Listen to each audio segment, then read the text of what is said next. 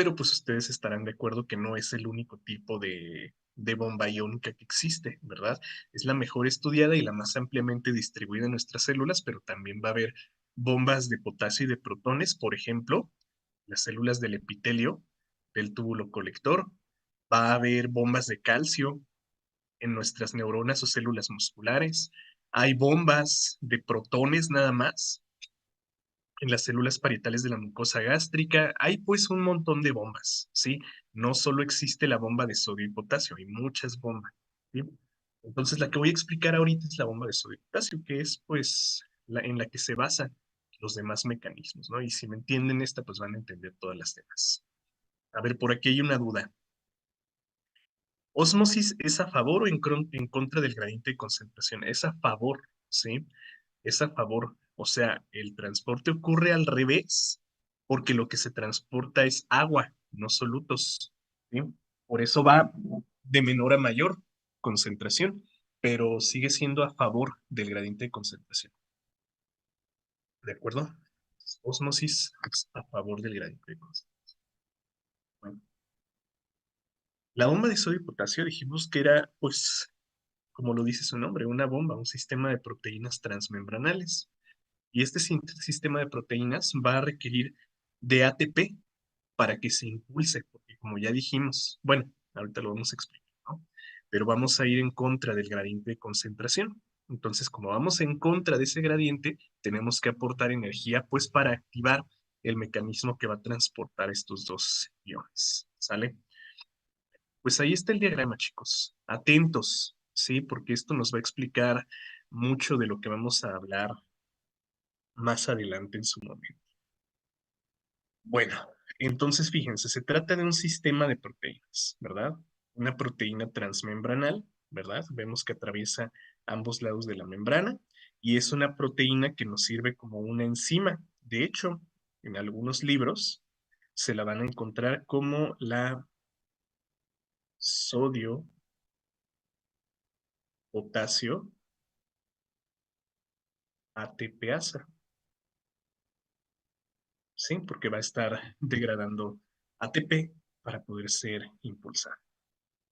Bueno, lo primero que quiero que noten aquí es que esta proteína tiene dos conformaciones, ¿sí? La conformación que se conoce como E1 y la conformación que se conoce como E2, ¿sí? Tenemos estas dos conformaciones. En la conformación E1, en la E1, noten cómo se encuentra cerrada en la parte externa y está abierta la parte interna, ¿sí? O sea, cerrada en la cara externa de la membrana y abierta en la cara interna, ¿de acuerdo? Esto es importante. O sea, pueden entrar iones por el, o bueno, iones del interior del citoplasma, ¿sí? Pueden entrar iones del propio citoplasma de la célula, pero no pueden entrar sustancias de la matriz extracelular, ¿sí? Importante aquí. Entonces, en esta conformación E1, cerrada hacia afuera, abierta hacia adentro. Y además veremos que en esta conformación E1, pues es muy afín, ¿sí? Muy, muy afín porque va a estar atrayendo estos iones sodio. Entonces tiene una alta, vamos a ponerlo de una vez, alta afinidad por los iones sodio, ¿sí? Y no es que, o sea, no es que los iones sodio en nuestro citoplasma tengan ahí un sellito que diga, ah, yo soy sodio, ¿no? Tiene alta afinidad por cargas positivas, ¿sí? Entonces, como el sodio es menos electronegativo que el potasio, ¿sí? Acuérdense que eso ustedes lo pueden checar en la literatura, ¿no? El sodio es menos electronegativo que el potasio, pues decimos que es más positivo, ¿sí? O menos negativo. Entonces no es que esté buscando ahí lo que diga sodio en la portada, no. Busca cargas que son más positivas, ¿sí? Y en este caso, pues es el sodio. Entonces, en esta conformación E1, como nosotros podemos ver, esta sodio-potasio ATPasa tiene una capacidad para 3 iones, ¿sí? Entonces son 3 iones sodio, 3 iones sodio, los que se van a unir a la proteína. Entonces, esta unión de iones sodio va a cargar positivamente a la proteína, ¿sí? Recuerden que son cargas positivas. Van a cargar positivamente a la proteína y esto va a enviar un estímulo a nuestra célula para que ocurra la hidrólisis del ATP, ¿sí?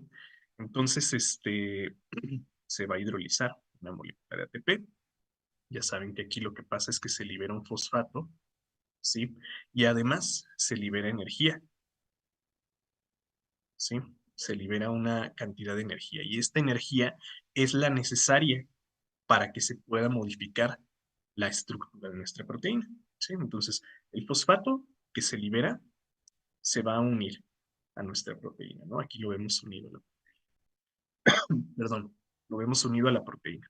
Entonces, este fosfato va a impulsar el cambio de la proteína, ¿sí? O sea, no va a ocurrir así nada más, porque sí, o sea, que se peguen las cargas positivas y ya se va a cambiar, no, necesitamos un estímulo que es la unión del grupo fosfato. Y también, como requiere un cambio estructural, acuérdense, como ya lo hemos platicado en otras clases, ¿no?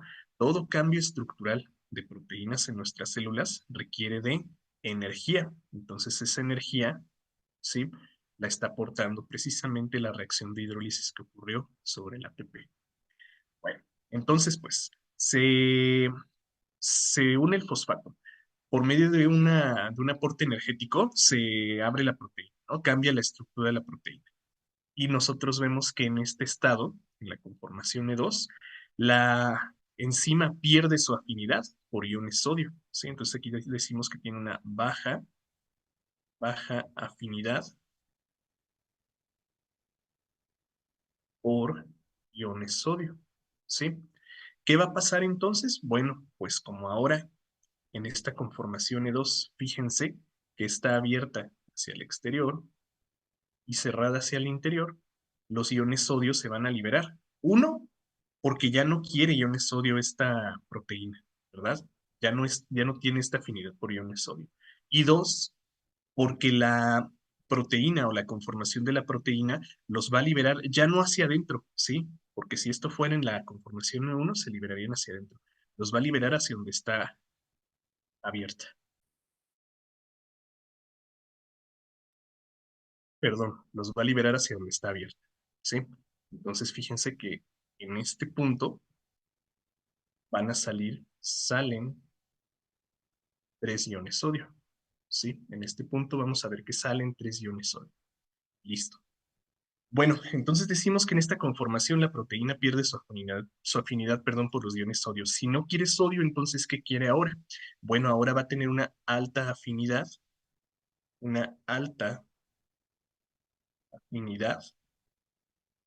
por iones potasio, por cargas más negativas, pues, o menos positivas, ¿sí?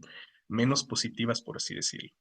En este caso, fíjense cómo la proteína tiene una capacidad para 2 iones potasio, ¿sí? Tiene capacidad para 2 iones potasio. Entonces, estos 2 iones potasio, más que cargarlo positivamente, ojo con lo que estoy diciendo, no se me vayan a confundir, más que cargarlo positivamente, lo van a cargar menos positivamente de lo que estaba con los iones sodio.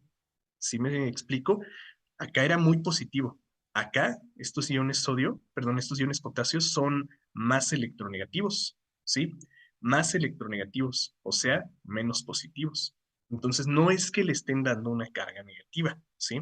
No es que le estén dando una carga negativa, le están dando una carga menos positiva nada más, ¿sí? Menos positiva. Bueno, esta carga, por así llamarla, menos positiva, va a liberar al grupo fosfato, ¿sí? ¿Y se acuerdan qué había producido el cambio estructural de la proteína? Pues precisamente el grupo fosfato. ¿Qué pasa entonces cuando el grupo fosfato se libera? La proteína regresa a su conformación E1, ¿sí? La conformación en la que, fíjense, estaba cerrada al exterior y abierta al interior. Además, ¿cómo era la afinidad en esta conformación E1? Tenía una alta afinidad por iones sodio, entonces tiene una baja afinidad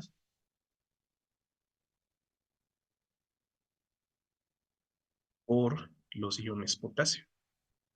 ¿Qué significa esto? Pues que los va a liberar, ¿sí? Los va a liberar hacia donde esté abierta, hacia donde está abierta la proteína en la. presione uno, pues hacia el interior. Entonces vamos a ver que de esta manera entran dos iones potasio, ¿sí? Entonces, pues este es el equilibrio de iones. Este es el equilibrio de iones que produce nuestra bomba de sodio y potasio. Y todo esto con la finalidad de hacer, vamos a ponerlo aquí con otro color, todo esto con la finalidad de hacer más positivo el exterior, ¿sí? Más positivo el exterior y más negativo, o menos positivo, pues, el interior, ¿sí? O sea, nuestra célula, nuestro citosol, siempre va a trabajar mejor en condiciones de cargas negativas, porque ya lo hemos visto, ¿no? Cuando ocurren reacciones metabólicas, no se forman iones positivos. De hecho, los carbocationes, o sea, pues los iones positivos, son muy inestables y se degradan, ¿verdad? Siempre que vemos que una molécula adquiere una carga positiva, decimos que es muy inestable y está buscando tomar una carga negativa. Entonces, precisamente para eso el interior de nuestras células tiene que ser más negativo, para que las reacciones metabólicas pues ocurran precisamente en un pH adecuado y en una carga también adecuada. ¿Sí? Si no, ahí revisen sus apuntes de metabolismo y vean cómo todos los iones que se producen son negativos. ¿Sí? Entonces, con esto, nuestra célula logra tener un interior más negativo. ¿De acuerdo? Entonces vean cómo en este mecanismo equilibramos la concentración de iones sodio y de iones potasio, sí, pero también, o mucho más importante que eso, buscamos una carga de un tipo en el interior de nuestras células y otra carga de otro tipo en el exterior, ¿sí? Entonces afuera es más positivo, adentro es menos positivo, ¿sí? Más negativo, podríamos decir. Bueno, entonces de esta manera pues se adquiere una regulación de la polaridad. Hemos visto que hay algunas células que son capaces de despolarizar a su membrana, ¿sí?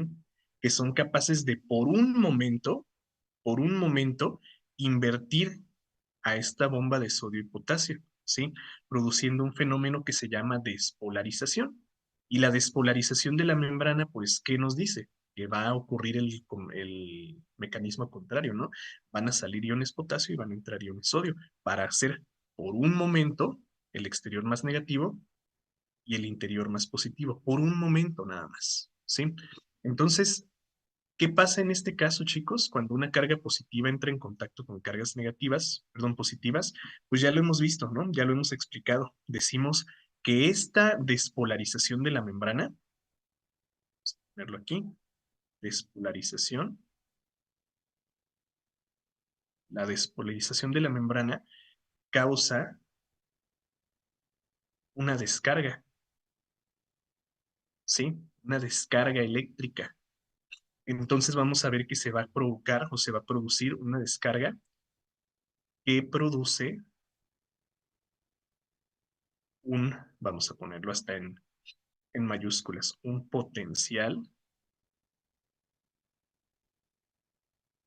de acción, potencial de acción, ¿sí?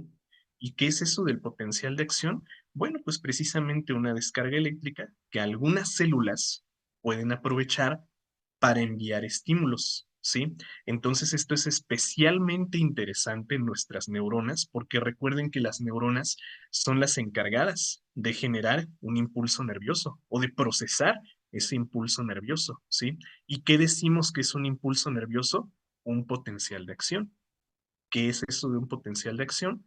Una descarga eléctrica, o sea, una chispa que producen nuestras neuronas. ¿Y cómo lo hacen? Despolarizando a la membrana plasmática, o sea, invirtiendo la polaridad de esta proteína en un momento para producir este choque de cargas. Y este choque de cargas es el que producirá pues, precisamente la descarga eléctrica. ¿De acuerdo? Entonces, bueno, o sea, omitiendo todo esto que acabamos de platicar, ¿sí? Quitando todo esto, el equilibrio de iones que produce nuestra bomba de sodio y potasio es tres iones de sodio que salen y dos iones potasio que entran, ¿sí? De esta manera se hace un exterior más positivo y un interior más negativo, forma en la que nuestras reacciones metabólicas ocurren de manera más. Pero bueno, ya platicamos que algunas células, concretamente las neuronas o los miocardiocitos nodulares, son capaces de producir este potencial de acción, ¿no? De despolarizar a la membrana y producir una descarga que pueden utilizar para cumplir su función. ¿De acuerdo?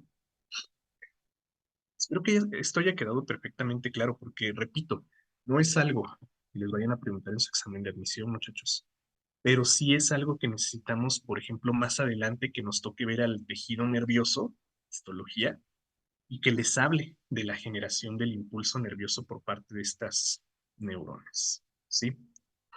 Bueno, ok. A ver, hay por aquí algunas preguntas. ¿Cómo puede ser la ósmosis a favor del gradiente de concentración si va de una zona, perdón, si va de una zona de menor a una de mayor concentración? El gradiente de concentración no era ir de mayor a menor. Bueno, acuérdense que les dije que pusieran muchísima atención con eso ayer porque luego se me confundían con estas cuestiones. Así como esto que me acaban de preguntar, ¿no? Sí, va a favor del gradiente de concentración, aunque vaya de una zona de menor a mayor, ¿sí? Aunque vaya de una zona de menor a mayor, porque, a ver, voy a borrar todo esto para contestar esta pregunta.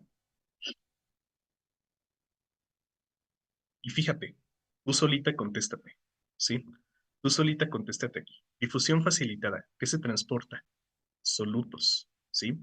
Y esto sí va a favor del gradiente de concentración. Difusión simple, ¿qué se transportan? También solutos, ¿sí? Y en ósmosis, ¿qué dijimos que se transporta? Agua, agua, ¿sí? Por eso va de menor a mayor.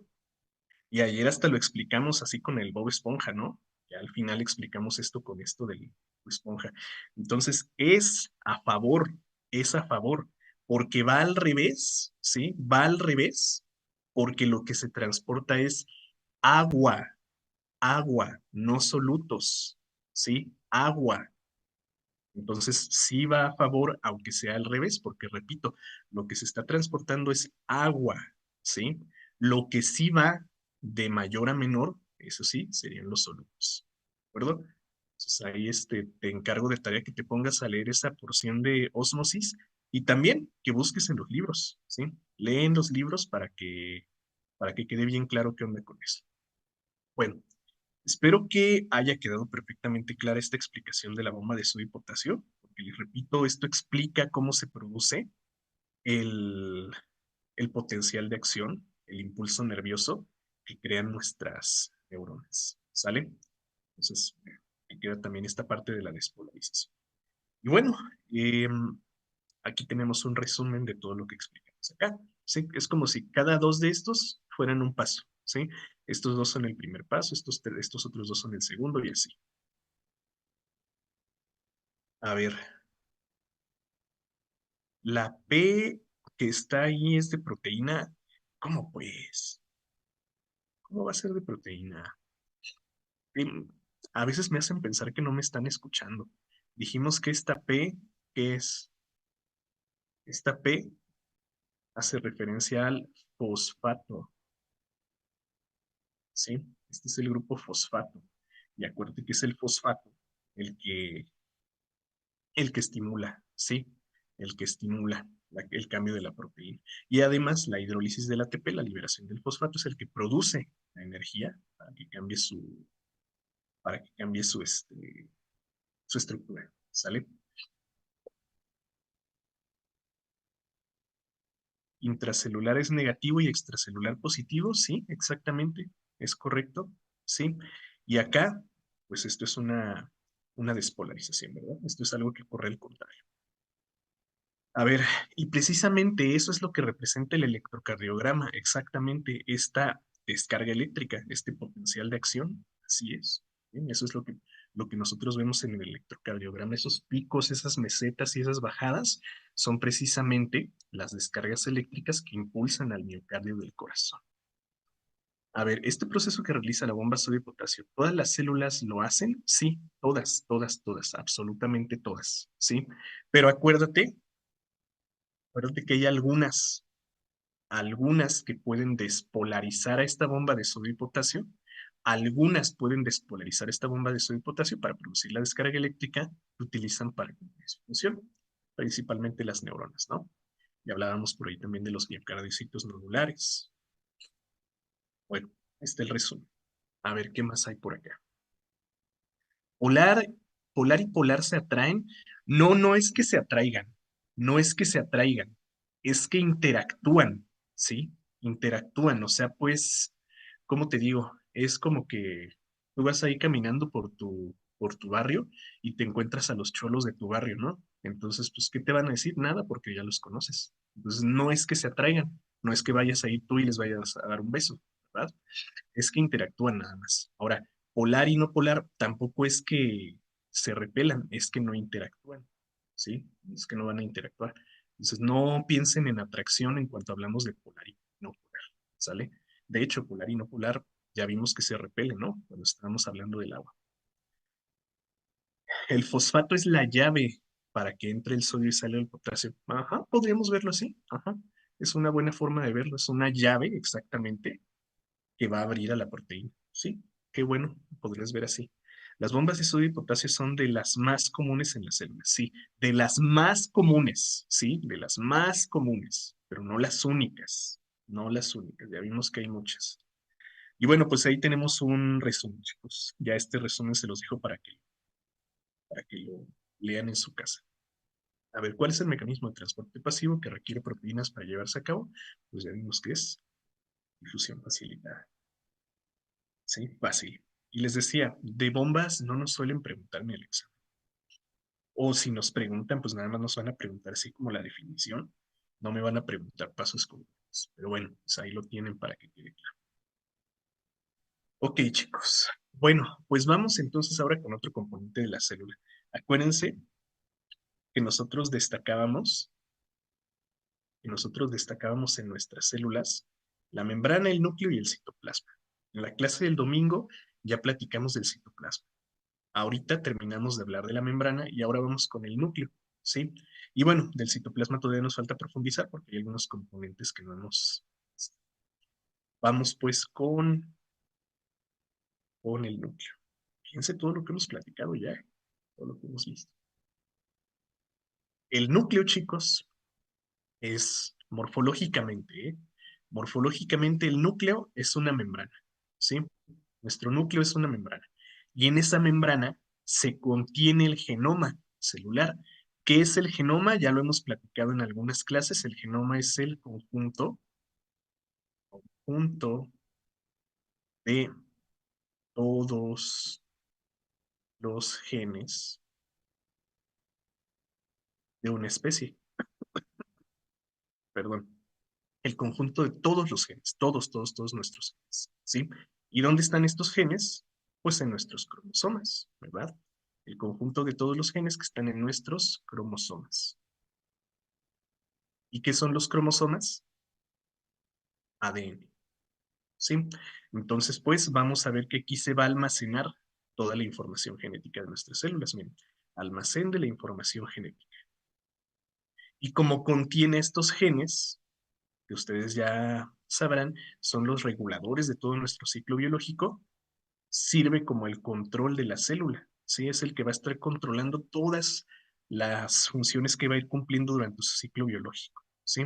Entonces, vemos que en el núcleo ocurren varios procesos, ¿no? La replicación del ADN, la transcripción del ADN, perdón, y la traducción, ¿sale? Todo esto con una finalidad, producir proteínas, ¿sí?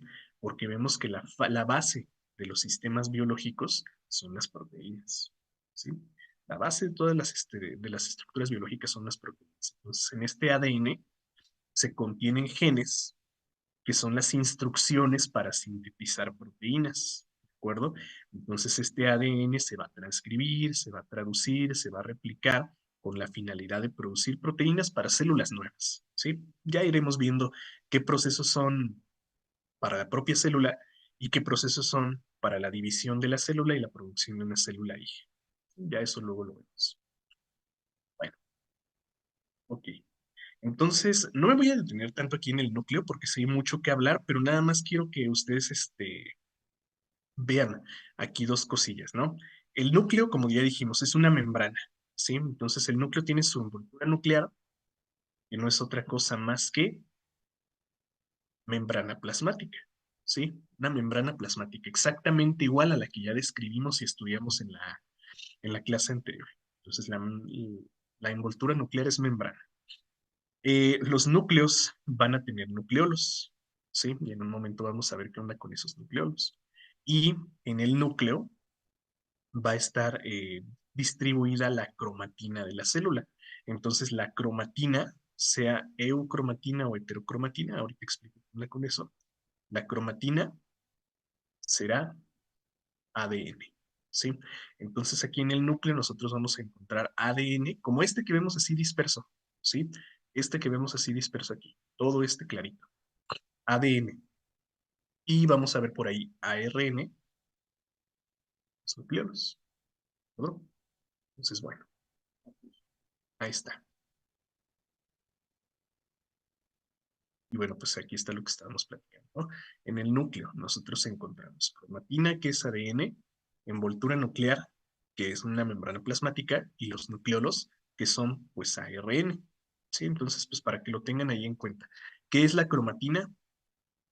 ADN. ¿Qué es la envoltura nuclear? Membrana plasmática. ¿Qué son los nucleolos? ARN, directamente ribosomal.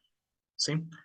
Bueno, pues entonces dijimos que este ADN tiene la función de contener genes. ¿Sí? La membrana plasmática pues tiene la función de aislar al material genético.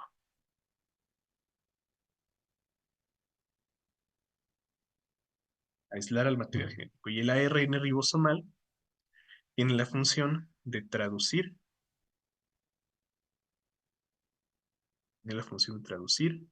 al ADN. ¿Sí? Esto lo vamos a estudiar cuando nos toque ver otra vez, cuando nos toque ver otra vez a las biomoléculas. ¿Sí? A ver, como su cerebro, ajá, a lo largo del núcleo, ¿no? Como el cerebro de una célula, exactamente. Es un organelo membranoso, ándale, exactamente. Buena observación aquí. Bueno, es algo que estoy seguro que todos ya tienen en mente, ¿no? Pero es un organelo membranoso, porque luego por ahí hay bibliografías muy actualizadas que ya nos hacen la distinción entre organelo y componente, ¿no? Y le dicen organelo solamente aquello que tiene una membrana. Entonces, sí, es un organelo membranoso, muy bien. ¿La cromatina no era ADN con otras proteínas? Sí, exactamente. ADN, y vamos a ponerle aquí histonas, ¿sí? Pero bueno, aquí el componente pues funcional es el ADN. Sí, hay por ahí proteínas que se llaman histonas. Bueno, no me voy a detener mucho aquí, chicos, porque aquí sí es mucho de qué hablar. Nada más quiero que ustedes noten en esto, por ejemplo, de la membrana nuclear. Quiero que vean cómo la membrana nuclear, pues dijimos, es una doble capa de fosfolípidos, ¿verdad? Vemos cómo se trata de una doble capa de fosfolípidos. Aquí podemos ver cómo es una doble capa. Ahí está, ¿no? Y acá, una doble capa. Pero una particularidad que tiene la membrana plasmática, perdón, la membrana nuclear, es que se va a proyectar hacia el exterior. ¿Sí vemos? Miren, se va a proyectar hacia el exterior para formar al retículo, o bueno, a los retículos endoplásmicos, ¿sí? ¿Sí ven cómo tiene continuidad con el retículo endoplásmico? Entonces, el retículo endoplásmico podríamos decir que es un pedazo de la membrana nuclear que se va hacia el exterior, ¿sí? Para, para formar. precisamente esta red de membranas que va a sintetizar biomoléculas, ¿sí? Entonces, pues aquí quiero que noten ustedes, ¿no? Cómo la membrana nuclear forma al retículo endoplasmático. Y pues podemos notar cómo en el interior de la membrana está precisamente el ADN. Y aquí podemos decir lo que nos comentaban, podemos ver, perdón, lo que nos comentaban hace un momento. Vean cómo la cromatina está asociada por ahí a las proteínas histona, ¿sí? Entonces, exactamente, la cromatina es este conjunto de ADN e histonas, ¿sí? Es lo que vemos aquí. Y bueno, vean cómo se distingue la cromatina del nucleolo, donde encontramos ARN. ¿De acuerdo?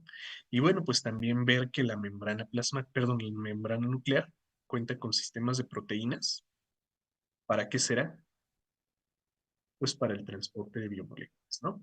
Y además, fíjense cómo tenemos por aquí filamentos intermedios. ¿Sí los vemos? Está como hélice, filamentos intermedios que cumplen la función de mantener la forma esférica de nuestro núcleo, ¿sí? Esta sería la llamada lámina nuclear. Pero bueno, miren, aquí nos la señala. ¿Sale? Bueno, no voy a profundizar mucho ahí, chicos. Esto no es algo que nos interese hoy. Nada más, pues, si estén conscientes que el retículo endoplásmico, pues, es una proyección de la membrana nuclear. De lo que sí quiero hablar un poquito es de los nucleolos. Dijimos que los nucleolos son lugares donde va a procesarse el ARN, ¿sí? Entonces aquí es el sitio de procesamiento del ARN ribosomal. ¿Y dónde encontramos a este ARN ribosomal? Pues en los ribosomas. Entonces el nucleolo es el encargado del ensamblaje de los ribosomas, porque más adelante vamos a ver que entonces esas dos subunidades se ensamblan aquí en los núcleos. ¿Sí? Hay mucho que destacar también sobre los nucleolos, pero pues ya eso es cuestión para otra clase, ¿sale? Entonces, del núcleo nada más les quiero destacar que ahí se encuentran los ácidos nucleicos, que hay una subestructura que se llama nucleolo, hay células que tienen un solo nucleolo, hay células que tienen múltiples, y qué va a pasar en esos nucleolos, el ensamblaje de los ribosomas por medio del ARN ribosoma. Y bueno, hablando pues de la proyección que se forma de la membrana plasmática, pues vamos a tocar a este retículo endoplásmico, ¿sí? Retículo endoplásmico en general, ya saben ustedes que tiene dos subdivisiones, pero el retículo endoplásmico, fíjense, una red de membranas asociada al núcleo. Acuérdense, se proyecta del propio núcleo de la célula, ¿sí? Y tiene por ahí algunas funciones importantes. La síntesis y el transporte de biomoléculas, ¿sí? Síntesis de biomoléculas y transporte también de biomoléculas, ¿sí? Ojo, porque aquí nos hacen la aclaración que esto es de manera intracelular, transporte de biomoléculas de manera intracelular. Porque como ya lo vimos, el retículo endoplásmico va a estar conectado por ahí con algunos gemelos, ¿sí? Recuerdan, ¿no? Que hay por ahí puentes de microtúbulos que conectan al retículo endoplásmico rugoso, por ejemplo, con el aparato de Golgi. Y las quinesinas se llevan a las vesículas formadas por los retículo endoplásmico, el aparato de Golgi, para modificar a las proteínas, ¿no? Bueno, cosas de la clase anterior. Entonces, ¿qué función tiene en conjunto el retículo endoplásmico? Síntesis y transporte de biomoléculas dentro de la célula, porque fuera de la célula ya será otra cosa, ¿sale? Ahora, pues ustedes saben, muchachos, que el retículo endoplásmico puede ser de dos tipos, liso como este de acá y rugoso como este de la izquierda, ¿sí? Entonces vamos con el segundo, retículo endoplásmico rugoso. Hay diferencias morfológicas y fisiológicas entre uno y otro, ¿sí? Entonces vamos a verlo aquí. El retículo endoplásmico rugoso va a ser como un sistema de membranas, un sistema de endomembranas que forman como pequeños compartimentos, ¿sí? Pequeños compartimentos que se ensamblan unos sobre otros, ¿sí vemos? Se ensamblan unos sobre otros para sintetizar y almacenar en su interior proteínas, ¿de acuerdo? Entonces, este retículo endoplásmico rugoso es esto, un sistema de compartimentos. Están así como aplanados sobre sí mismos. y debe su denominación de retículo endoplásmico rugoso a la presencia de ribosomas, ¿sí? O sea, es rugoso, o sea, se ven como puntitos en la microscopía porque tiene a esos ribosomas incrustados en su superficie, ¿sí? Entonces, pues, gracias a los ribosomas va a ocurrir la síntesis de proteínas. Entonces, ojo aquí, ¿eh? Ojo con esto. Nosotros relacionamos al retículo endoplásmico rugoso con la síntesis de proteínas y eso está muy bien, ¿sí? Pero si se fijaron, el retículo endoplásmico tiene, como decíamos, estos compartimentos para almacenar a esas proteínas. ¿Es el retículo endoplásmico? O sea, ¿es la membrana el que sintetiza las proteínas? Pues no, ¿verdad? Eso lo hace el ribosoma. Entonces relacionamos al retículo endoplásmico rugoso con la síntesis de proteínas por la presencia de ribosomas, ¿sí? Entonces son los ribosomas los que sintetizan proteínas. Y bueno, pues decimos que aquí se sintetizan proteínas porque ocurre un fenómeno o un mecanismo que se llama traducción, ¿verdad? Rapidísimo. Ustedes recuerdan, vamos hace un momento, ¿no? Ahí está el núcleo de nuestra célula. Ahí está el núcleo de nuestra célula, vamos a ponerlo así, algo así, ¿no? Y aquí se encuentra el ADN, ¿sí? Y hay un montón de enzimas nucleares, ¿verdad? También en el núcleo hay un montón de enzimas nucleares, ¿sí? Y hay un montón de enzimas nucleares que se llaman polimerasas, polimerasas, ¿sí?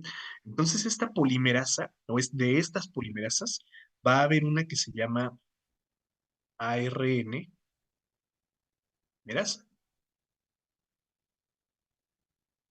Y pues, como su nombre lo indica, va a polimerizar ARN. ¿De qué tipo? ARN mensajero. Entonces, ¿qué va a pasar con esta ARN polimerasa? Va a hacer una copia de este ADN, ¿sí? Porque el ADN no puede salir.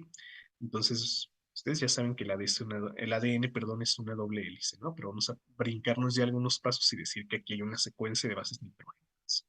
La ARN polimerasa va a copiar al ADN y va a producir su propia cadena, va a polimerizar su propia cadena, bases nitrogenadas, para que éste se vaya al retículo endoplásmico rugoso, donde están nuestros ribosomas, y este ribosoma haga la traducción de esta secuencia de bases nitrogenadas. Vamos a ver que aquí había guanina, timina y adenina, ¿no? Entonces, esta secuencia se va a ir al ribosoma y se va a traducir. Entonces, ustedes ya conocen todo ese mecanismo, chicos. Si no, pues les digo, lo vamos a repasar cuando nos toque ver otra vez a las biomoléculas. Bueno, esta secuencia de bases nitrogenadas van a atravesar a nuestro ribosoma, ¿sí? Van a atravesar a nuestro ribosoma y van a ir siendo leídas por este núcleo traductor que tenemos aquí. No estoy hablando de un núcleo morfológicamente, me refiero a una estructura condensada de, ay, no se ve, una estructura condensada de ARN ribosomal, ¿sí?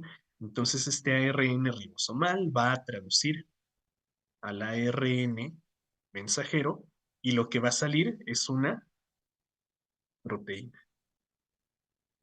¿sí? O sea, pues una secuencia de aminoácidos. Y es precisamente lo que estamos viendo aquí en esta animación, ¿no? Creo que la tenemos por acá. Entonces vean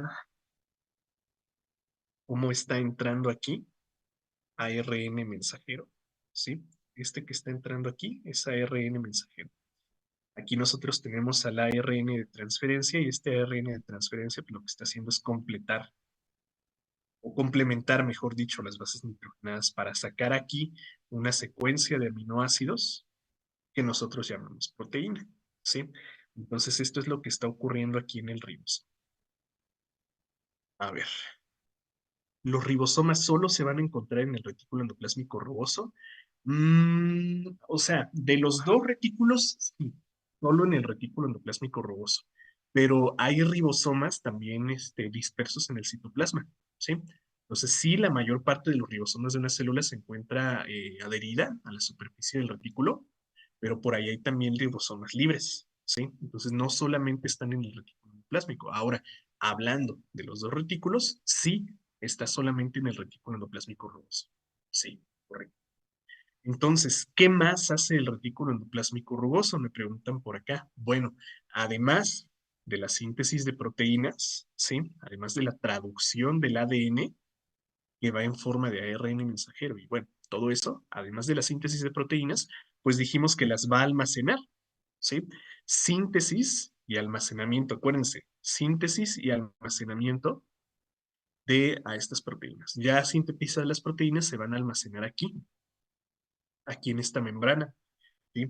Por un periodo limitado de tiempo, ¿eh? Porque luego la membrana va a formar una evaginación y esa evaginación va a formar una vesícula que se tiene que ir al aparato de Golgi, ¿sí? Entonces, ahorita vamos a ver. Entonces, pues, relacionamos al retículo endoplásmico rugoso con la síntesis de proteínas, ¿sí? Pero no es que sea el propio retículo el que hace la síntesis, es el ribosoma que está asociado a esa membrana el que hace la síntesis de proteínas, ¿sí? El retículo endoplásmico rugoso lo único que va a hacer es almacenarlo y enviarlo al aparato de Golgi, ¿de acuerdo? Bueno, ahí les dejo algunas diapositivas que pueden leer ustedes después. A ver, por aquí hay algunas preguntas más. ¿El retículo endoplásmico rugoso sintetiza los ribosomas? No, no, no. ¿Quién sintetiza los ribosomas, chicos? A ver, escríbanos aquí en el chat, por favor. Manden un mensaje. ¿Quién sintetiza los ribosomas? Recuérdenlo. A ver, ¿cómo se crea la primera proteína de una célula? Los ribosomas son proteínas que sintetizan proteínas. Sí, exactamente.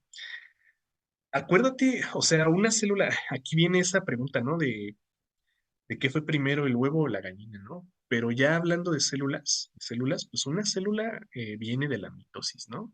Y de la mitosis ya viene todo, porque acuérdate que hay una fase del ciclo celular en la que se duplica todo, ¿no? Incluyendo los ribosomas. Entonces estos ribosomas pues son proteínas, ¿sí? Esto que vemos aquí amarillito y moradito son, mira, proteínas estructurales, ¿de acuerdo? Entonces estas proteínas las forman exactamente como me dicen por acá, los nucleolos, ¿sí? Los nucleolos son los que forman estas proteínas. Ya en los nucleolos se le pone por aquí, núcleo traductor, que es el ARN ribosomal, y ahora sí, ya tenemos un ribosoma, ¿sí? Entonces, pues contestando la pregunta de hace rato, ¿el retículo endoplásmico rugoso sintetiza los ribosomas? No, dijimos que los hacían los nucleolos, ¿sí?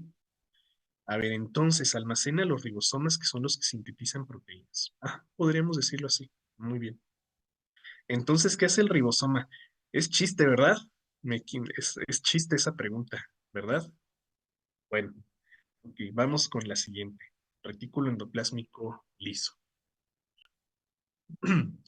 ¿Se acuerdan que dijimos que el retículo endoplásmico rugoso, miren, vamos a compararlo. Dijimos que era como una serie de compartimentos, ¿no? Una serie de compartimentos bien diferenciados, bien separados unos de otros. Si lo ven, ¿verdad? Ahora vean cómo es el retículo endoplásmico liso. Es más bien como una serie de conductos, ¿sí? Como una serie de conductos, una serie de conductos en los que se van transportando por ahí algunas sustancias, ¿sí? Por ahí algunas sustancias. ¿Qué sustancias? Bueno, pues aquí vamos a ver que el retículo endoplásmico liso está encargado de sintetizar lípidos. O, bueno, sí sintetizar, iba a decir más que sintetizar, modificar, ¿no? Pero sí, también la síntesis es importante. Miren, vamos a resaltar aquí. Síntesis, modificación y transporte, ¿sí? Síntesis, modificación y transporte. ¿Qué tipo tipo de lípidos sintetiza el retículo endoplásmico rugoso? Perdón, liso. El retículo endoplásmico liso sintetiza fosfolípidos, ¿sí? Fosfolípidos. ¿Qué tipo de lípidos modifica el retículo endoplásmico liso? Colesterol y ácidos grasos. ¿sí? Y con este colesterol y estos ácidos grasos, pues puede producir por ahí algunas sustancias, ¿no? Con el colesterol puede producir, por ejemplo, a todas las hormonas esteroideas o algunos esteroides importantes. Y con estos ácidos grasos, pues ya lo hemos visto, puede producir, por ejemplo, neurotransmisores, puede producir este ácido araquidónico para mediadores inmunológicos, puede sintetizar vitaminas, qué sé yo, ¿no? Entonces, modifica lípidos como el colesterol y los ácidos grasos y los transporta, pues precisamente, en forma de vesículas, ¿sí? Entonces, pues nada más con que tengan en cuenta eso, ¿no? El retículo endoplásmico liso sintetiza fosfolípidos, modifica colesterol y ácidos grasos y transporta lípidos en vesículas, ¿sí? ¿Sí? Luego por eso nos dicen, ¿no? Que el retículo endoplásmico liso es el encargado de desintoxicar a nuestras células, no porque nosotros produzcamos sustancias tóxicas, ¿verdad? Pero pues sí, va a agarrar por ahí sustancias que definitivamente no son buenas y las va a convertir en sustancias que sí tienen una utilidad. A ver, solo almacena, no. ¿Qué dijimos que hacía el ribosoma? O sea, esta imagen o esta animación que estamos poniendo aquí nos está haciendo referencia. A ver, esta animación que estamos viendo aquí nos está haciendo referencia a la traducción del ADN, ¿sí? Traducción del ADN, ¿de acuerdo? O, dicho de otra forma, síntesis de proteínas. Síntesis de proteínas, ¿sí? Entonces el ribosoma lo que hace es sintetizar proteínas, ¿sí? Por medio del proceso de traducción de ADN. Por eso decimos que está formado de todos esos componentes, ¿sí?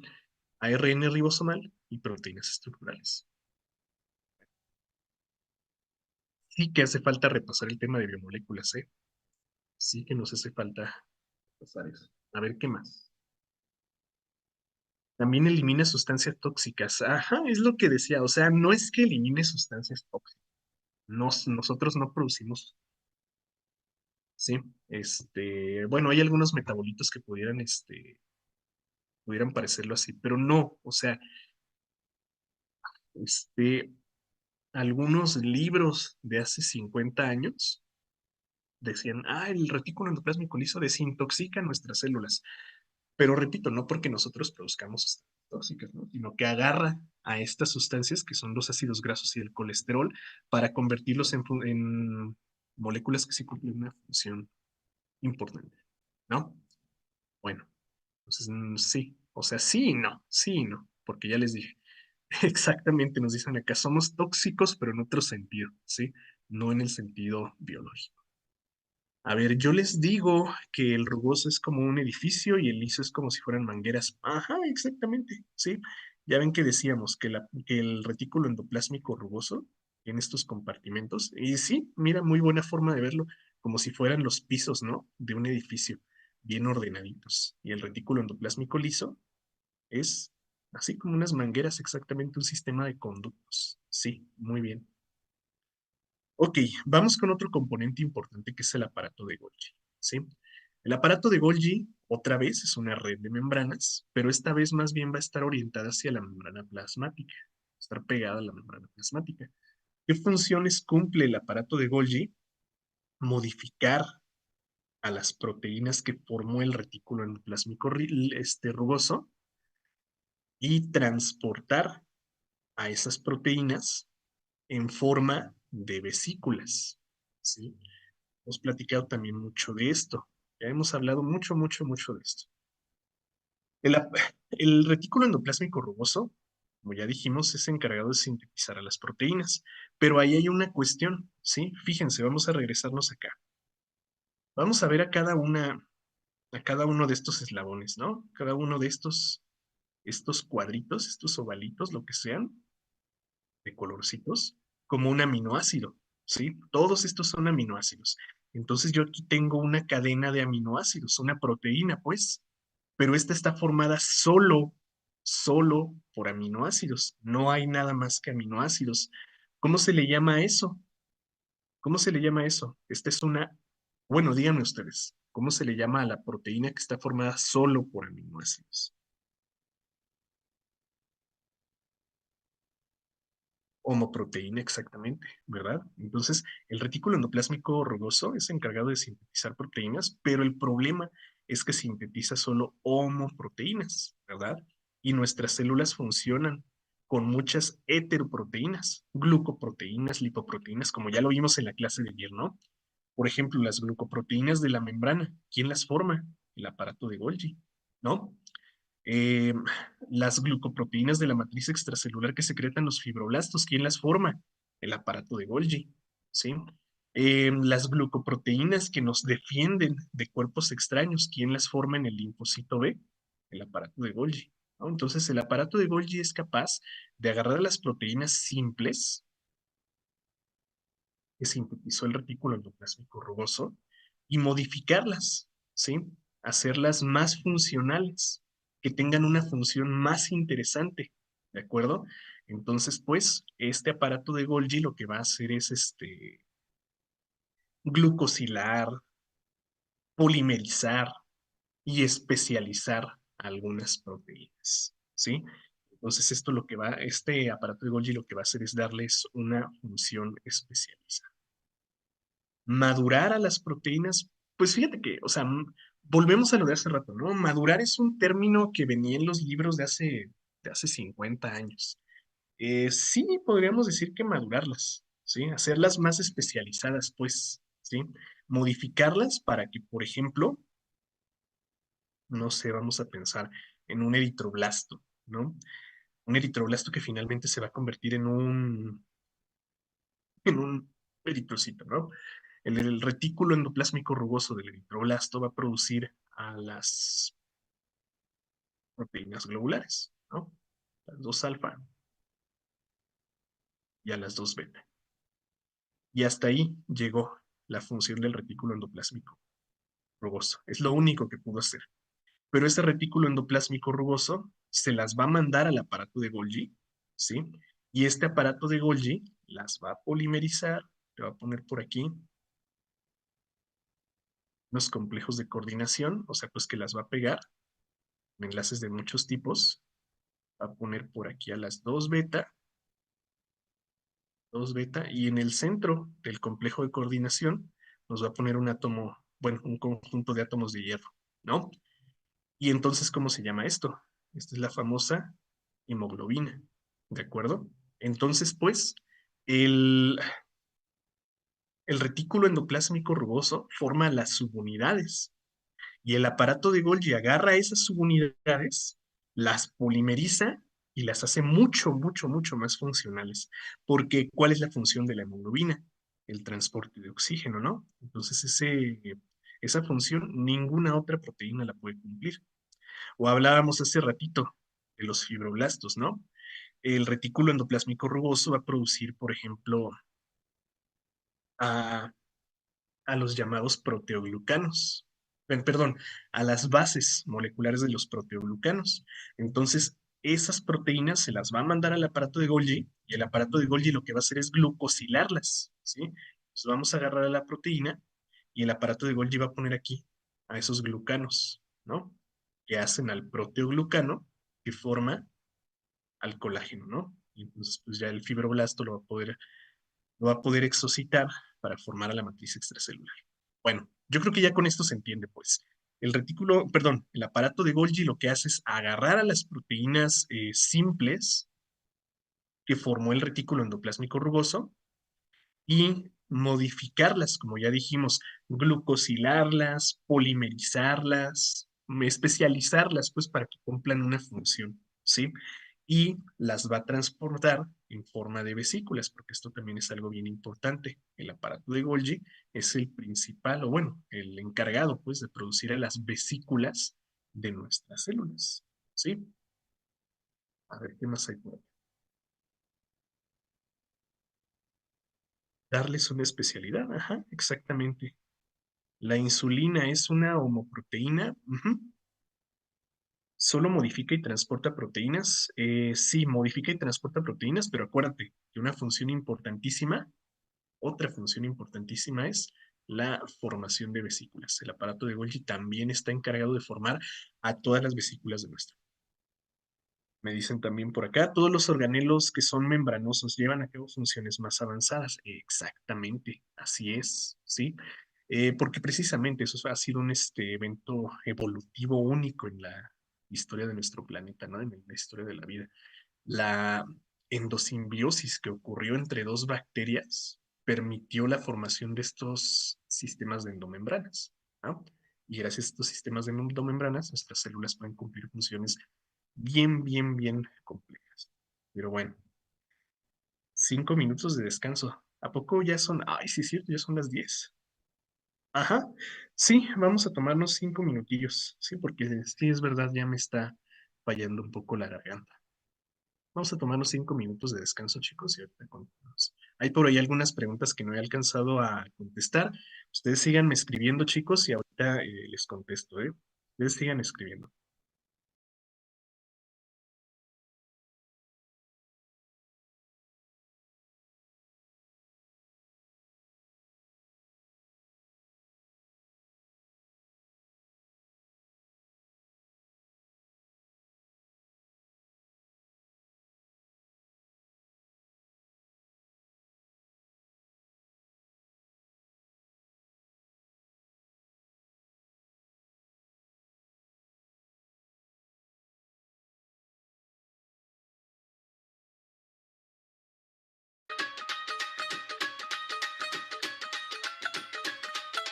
ਚੜ੍ਹਦੀ ਜਵਾਨੀ ਤੇਰਾ ਰੂਪ ਠੱਠ ਮਾਰਦਾ ਪਤਲਾ ਜਲਕ ਨਾ ਹੁਨਾਰਾ ਵੀ ਸਹਾਰਦਾ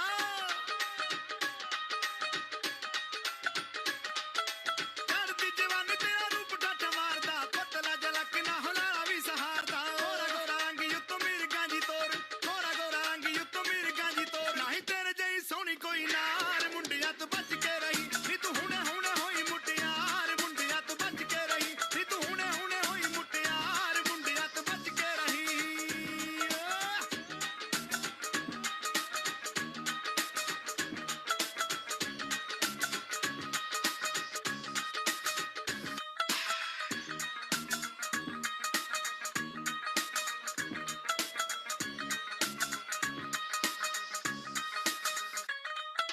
ਮੁੰਡਿਆਂ ਦੇ ਬੁੱਲਾਂ ਤੇ ਤੇਰੀਆਂ ਕਹਾਣੀਆਂ ਚੰਨੀ ਨੀ ਤਖਨੇ ਦੀਆਂ ਗਲੀਆਂ ਬਿਛਾਣੀਆਂ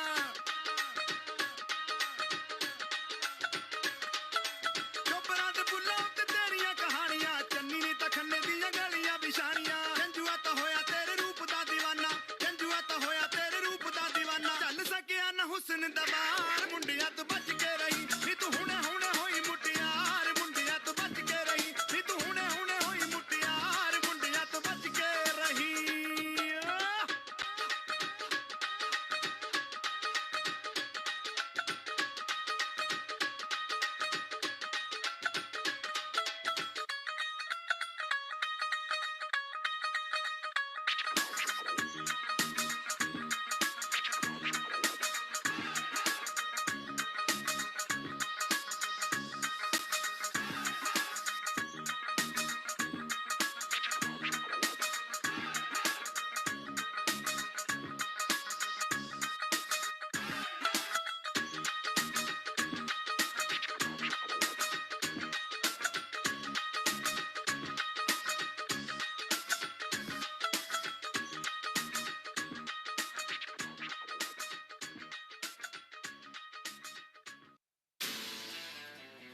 ¿Qué demonios va a hacer? Como en los viejos tiempos. Sí, y tú al lado mientras yo hago todo el trabajo.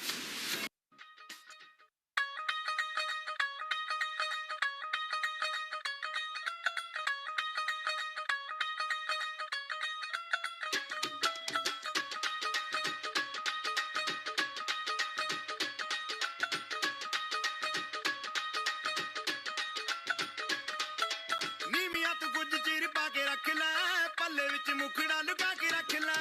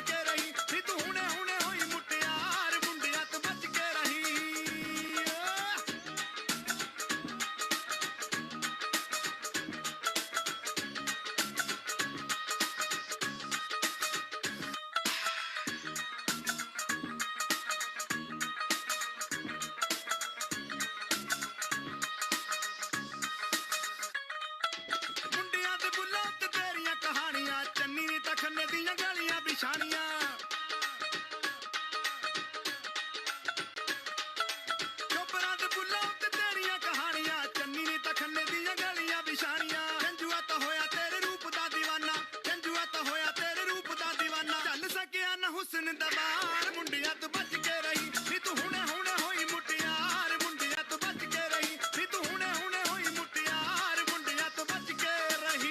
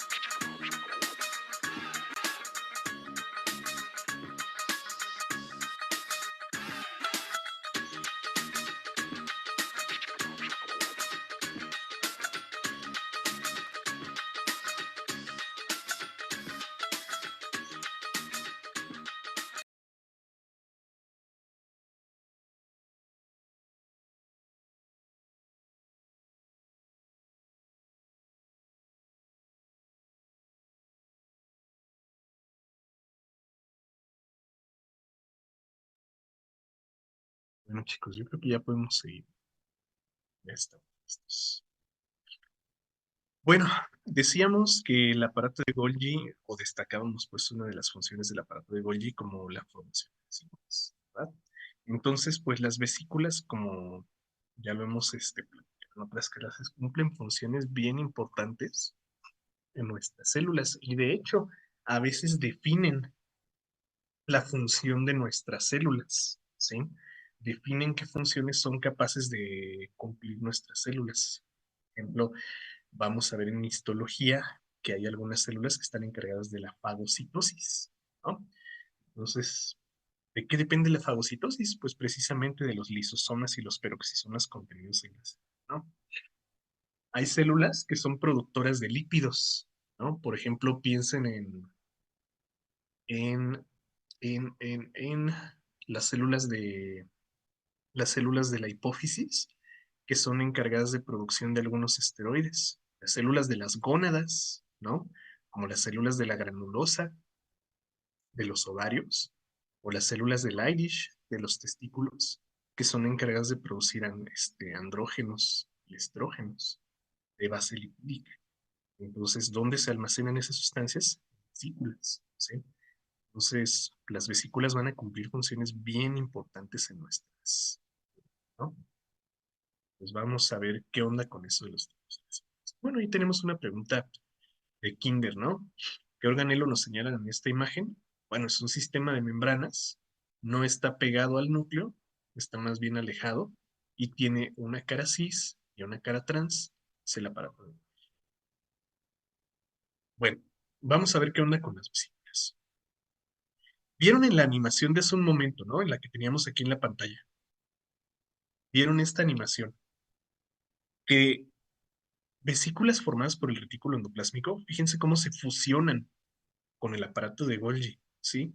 ¿Sí vemos cómo se fusionan con este sistema de membranas? ¿Cómo se liberan en el interior? Y cómo en el interior del aparato de Golgi se modifican a las proteínas, ¿no? Y vieron cómo al final se formaba otra burbuja, otra especie de proyección de la membrana, ¿no? Entonces vean que una vesícula, ahorita que vamos a estar hablando de vesículas, una vesícula es un fragmento de membrana, ¿sí? Es un fragmento de membrana. Entonces, todas las vesículas son, pues como ya me lo dijeron algunos por aquí, una burbujita hecha de membrana, ¿sí? Esto es una doble capa de fosfolípidos que en su interior contendrá algunas sustancias, ¿no? Entonces, pues, dependiendo de las sustancias que contengan estas vesículas, nosotros los vamos a denominar vacuolas, lisosomas o peroxisomas, ¿sí? Entonces, ahí tenemos algunas diapositivas. Nos vamos aquí con esto de los lisosomas. A ver, entonces, ¿qué es un lisosoma, chicos? Bueno, un lisosoma es una vesícula. ¿Y qué diferencia una vesícula de otra? Pues su contenido, ¿de acuerdo? Entonces, ¿qué contiene? ¿Qué contiene un lisosoma? Contiene enzimas hidrolíticas. Ojo, porque este término lo vamos a estar mencionando muchísimo en histología, ¿sí? Entonces, enzimas hidrolíticas. Bueno, ¿Qué son enzimas? Proteínas que catalizan reacciones químicas. ¿Reacciones de qué tipo? Pues aquí nos lo dicen, hidrólisis, ¿sí? ¿Qué es eso de la hidrólisis? Pues la degradación de biomoléculas, ¿de acuerdo? Entonces nosotros tenemos enzimas que degradan a todos los tipos de biomoléculas, ¿sí? Enzimas que degradan proteínas, enzimas que degradan ácidos nucleicos, enzimas que degradan glúcidos y enzimas que degradan lípidos, ¿sí? Entonces, mucho ojo, ¿sí? Los lisosomas degradan biomoléculas, o sea, pues de lo que nosotros estamos hechos, ¿sí? Son capaces de degradar a todo lo que nos forma a nosotros. ¿Qué pasa con aquello de lo que no estoy hecho yo? Bueno, pues por ahí hay otras enzimas, ¿no? Otras, vesículas, perdón. Bueno, entonces estos lisosomas van a ser, como dijimos, miren, membranas, ¿verdad? Membranas. Y en sus membranas hay bombas de protones. ¿Qué significará esto de bombas de protones? Bueno, pues como lo dice, ¿no? Complejos proteínicos que transportan hidrógeno al interior del lisosoma para mantener un pH bastante ácido, ¿sí? Entonces, pues,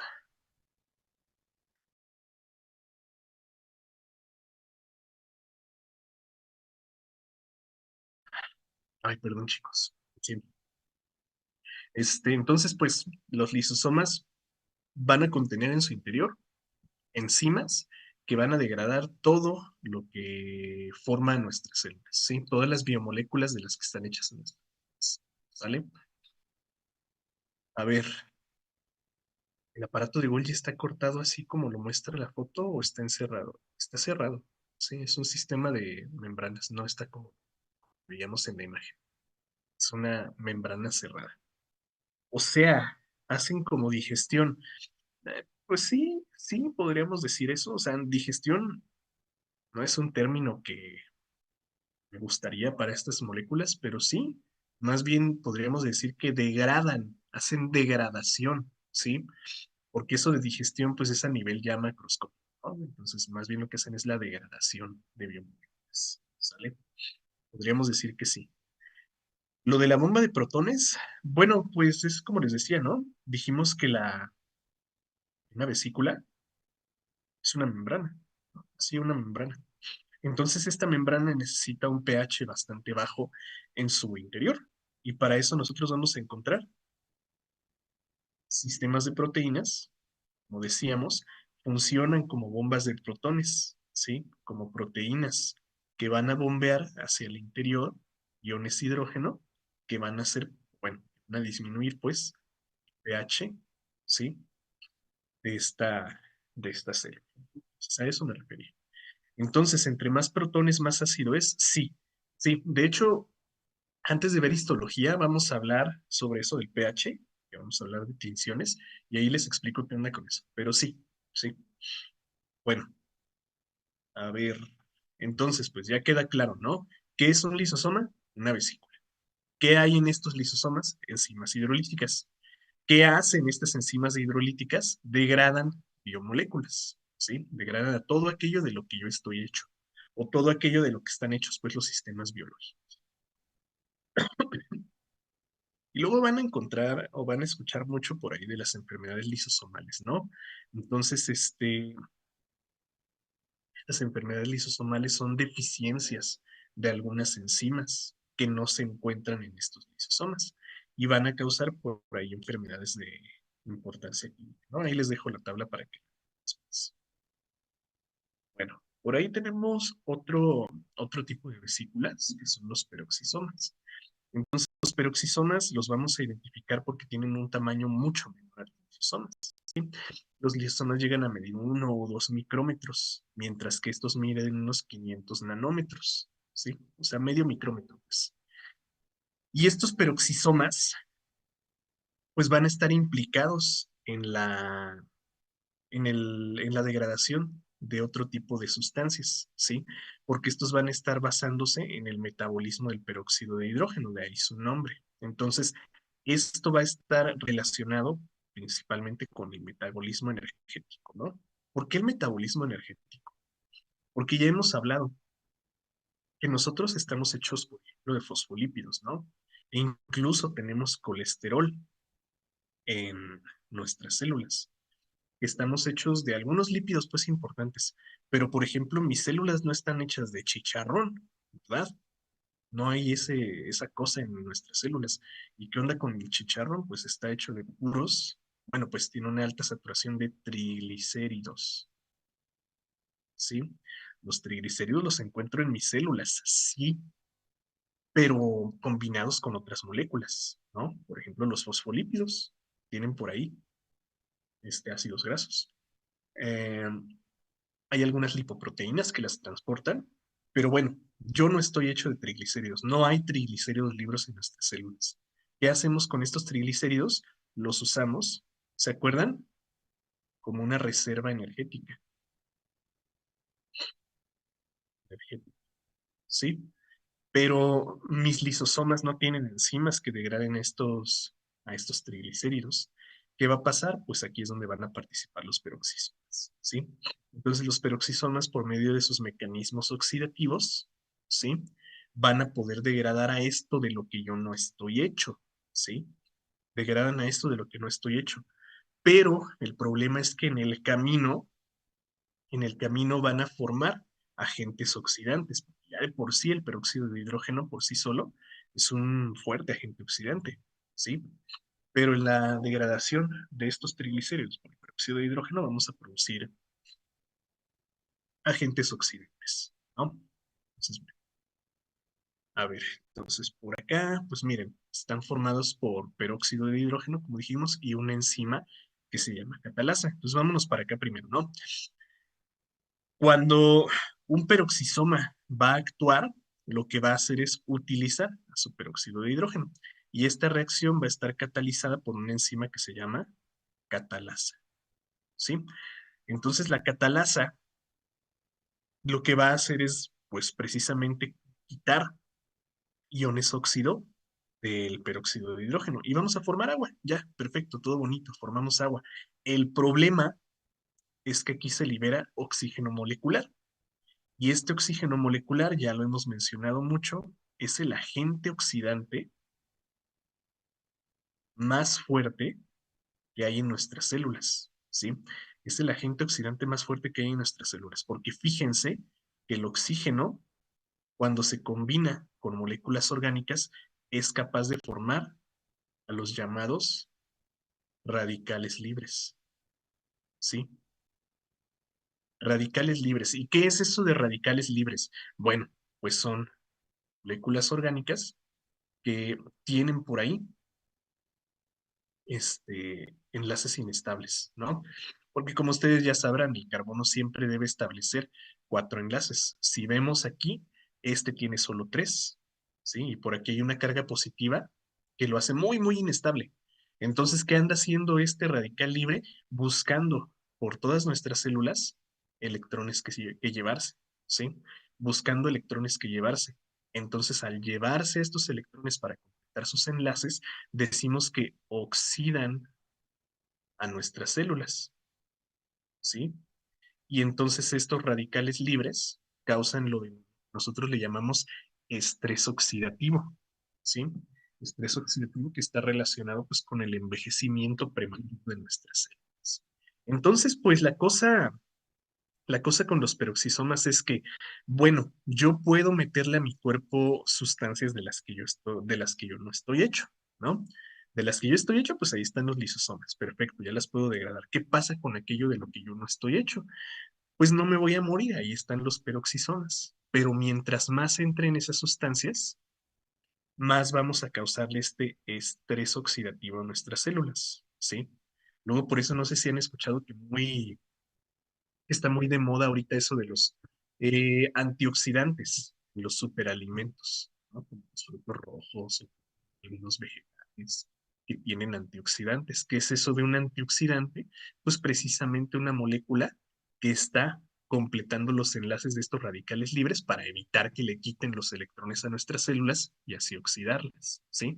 Porque ¿te acuerdan qué significaba desde el punto de vista químico eso de oxidación? Era la oxidación desde el punto de vista químico, perder electrones, ¿sí? Entonces, si le quitamos electrones a nuestras células, las oxidamos y repito, eso causa el famoso estrés oxidativo, ¿sí? A ver, ¿los peroxisomas tienen un efecto en los radicales libres? Bueno, creo que ya se contestó esa pregunta, ¿no? Creo que ya se contestó esa pregunta con esta explicación. Si no, me escribes otra vez. ¿Los peroxisomas son los que tienen pigmentos? No, no, los peroxisomas no tienen pigmentos. No. Ya viste que tienen los peroxisomas. Tienen peróxido de hidrógeno y la enzima que lo degrada. ¿De acuerdo? Entonces, pues bueno, están implicados, como decíamos, en el metabolismo de sustancias que no son propias de nuestro cuerpo. Por ejemplo, miren, aquí tenemos otro caso importante, el etanol. Dijimos que el citoplasma de nuestra célula está hecho de una molécula polar. Ah, pues el etanol también es una molécula polar, ¿no? Nuestras células. Ah, pues porque tiene ahí radical, bueno, un radical que está formado por dos átomos de carbono. Entonces eso no nos sirve. Yo no estoy hecho de etanol. ¿Qué pasa cuando bueno, no iba a decir cuando me voy yo de fiesta, pero no. Cuando se van ustedes de fiesta y toman alcohol. Bueno, no están hechos de alcohol. ¿Quién lo va a degradar? ¿Sus lisosomas? No, los peroxisomas, ¿sí? Ah, y como dato importante, las células que contienen más peroxisomas en nuestro cuerpo son los hepatocitos, ¿sí? Son los hepatocitos. Entonces, ¿por qué creen que, por ejemplo, el consumo de alcohol está tan relacionado con el daño hepático? Sí, el daño pues al hígado. Pues porque son los peroxisomas del hígado, de los hepatocitos, los que van a degradar al etanol y a todas las demás sustancias, pues, por ejemplo, los triglicéridos que hablábamos hace rato. Entonces, pues, sí van a degradar el etanol, no va a causar esos efectos tóxicos en nosotros, pero sí va a haber por ahí un importante estrés oxidativo. Entonces, pues como siempre se los he dicho, ¿no? O sea, no está mal tomar alcohol, no está mal comer chicharrón con triglicéridos, comer carnitas con triglicéridos, no está mal mientras no sea en exceso. Porque como siempre se los he dicho, el veneno está en la dosis, ¿sí? Entonces una pequeña cantidad no me va a matar, pero ya cantidades suficientes, pues sí me pueden hacer muchísimo daño, ¿no? Entonces, pues, hay ojo con el estrés oxidativo, chicos. Ojo con los peroxisomas. Y bueno, aquí tenemos una diapositiva que nos habla del dinamismo de estas vesículas, ¿no?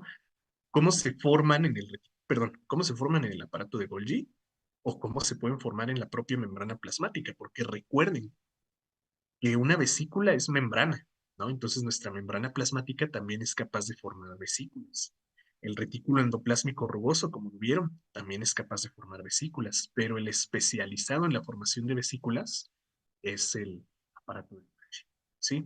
Y aquí entonces ahora sí vamos a tocar los mecanismos de transporte que no vimos por acá.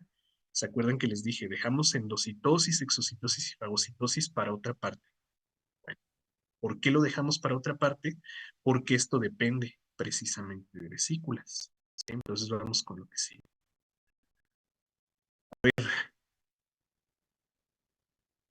Entonces, más o menos hacen lo mismo, solo que unas destruyen moléculas de lo que estoy hecho y otras de lo que no. Ajá, muy bien, es una forma de decirlo. Eh, Cuando dicen bombas se refieren a puertas, entradas. Pues como la proteína que vimos hace ratito. Sí, una puerta que permite la entrada de iones. Sí, eso es una bomba. ¿Qué más? ¿Qué más dicen? Bueno, ya algunas otras cosas. Sobre los pigmentos ahorita platicamos, ¿eh? Porque sí, sí recuerdo que venía por ahí una pregunta en los exámenes de práctica, pero no, no son los peroxisomas. Bueno, endocitosis es un mecanismo de transporte que depende de vesículas. Y aquí quiero que noten dos términos, ¿no? Dos términos. Endo, que significa dentro o entrar, y citos, que significa célula. Entonces, ¿qué es eso de endocitosis? Hacer entrar alguna sustancia a la célula, ¿sí? Hacer entrar alguna sustancia a la célula, pero esto va a ser dependiente de vesículas, ¿sí? O sea, la entrada de sustancias a la célula va a depender de vesículas. Y rapidísimo, para no entretenernos tanto aquí, chicos, sí, rapidísimo, la endocitosis, pues como decimos, depende de una vesícula y la membrana plasmática también es capaz de formar vesículas. Aquí vamos a ver que en la membrana plasmática encontramos glucoproteínas que sirven como receptores, ¿no? Glucoproteínas que sirven como receptores. Las proteínas llamadas caveolas. Ya luego leen al respecto, ¿sí? Las denominadas caveolas. Entonces, estas caveolas van a detectar por allá sustancias que pueden ser útiles para la célula, ¿no? Entonces, si ven cómo hay aquí como una zona oscurecida, ¿no? Porque se están concentrando precisamente esas sustancias. O sea, las caveolas están detectando que hay algo que hay que meter a nuestra célula. Entonces, los microfilamentos, ¿se acuerdan? Los microfilamentos del citoesqueleto y los filamentos intermedios van a causar una, un cambio morfológico en la membrana plasmática, un cambio morfológico que se llama invaginación, ¿sí? ¿Qué es eso de invaginación? Pues, como lo diríamos redundantemente, ¿no?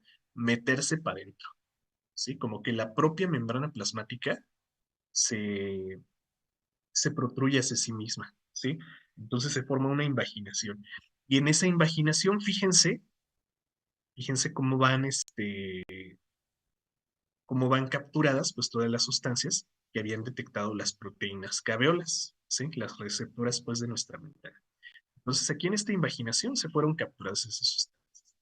Nuestros microfilamentos, nuestro citoesqueleto, fíjense cómo terminan de cerrar esta invaginación, ¿sí? Cómo terminan de cerrar esta invaginación y cómo forman una burbujita de membrana que se llama vesícula, ¿sí? Entonces, esta endocitosis va a ser la formación de una vesícula por medio de la membrana plasmática para hacer ingresar a una sustancia dentro de la célula, ¿no? Dijimos hace un momento, para meter para adentro a la propia membrana y formar una vesícula, por más redundante que suene eso. Entonces, la endocitosis pues, puede ser de muchos tipos, ¿no? Podemos tener, por ejemplo, la pinocitosis. Esta pinocitosis pues, va a ser una endocitosis inespecífica, porque muchos, muchos lo, este, lo describen como que, es cuando la célula toma agua, pero pues no es que tome agua, es que recuerden, chicos, en el exterior de nuestras células, ¿qué es lo que hay? Agua, ¿no? Entonces, no es que esté tomando agua nuestra célula, o sea, no es que sea el agua que le interesa, ¿sí? Es que en esa agua va a haber sustancias disueltas, ¿verdad? Se acuerdan que el agua sirve como como un medio de inmersión. Entonces, en esa agua va a haber sustancias disueltas, ¿sí? Entonces, de esas sustancias disueltas, algo le va a servir a la célula, por eso decimos que es una endocitosis inespecífica. De todo lo que caiga, para ver qué agarramos, ¿no? Entonces, no es el agua lo que nos interesa, son las sustancias disueltas, ¿sí? Entonces, pues, pinocitosis es la captación inespecífica de líquidos extracelulares, ¿sí? Pero no para agarrar agua, sino para tomar a las sustancias disueltas en esa. Tenemos otro tipo de endocitosis que es la fagocitosis. Yo creo que ya no necesito explicárselo. Esto lo vimos como 1000 veces en inmunología, ¿no? Pero así a grandes rasgos, fagocitosis es la endocitosis de algún patógeno para destruirlo dentro de esas células. Entonces, no todas las células pueden hacer fagocitosis, ¿sí? La pueden hacer células especializadas como los macrófagos y los neutrófilos, ¿no? Algunas otras células por ahí, pero no lo pueden hacer todas, ¿sí? Entonces, fagocitosis es otro tipo de fagocitosis. Y la exocitosis, pues es básicamente lo mismo, pero al revés. Espérame un poquito, denme un minuto.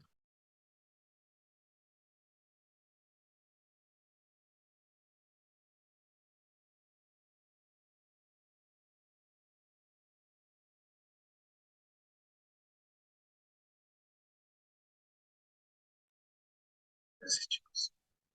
Entonces decíamos, exocitosis es exactamente lo mismo, pero al revés.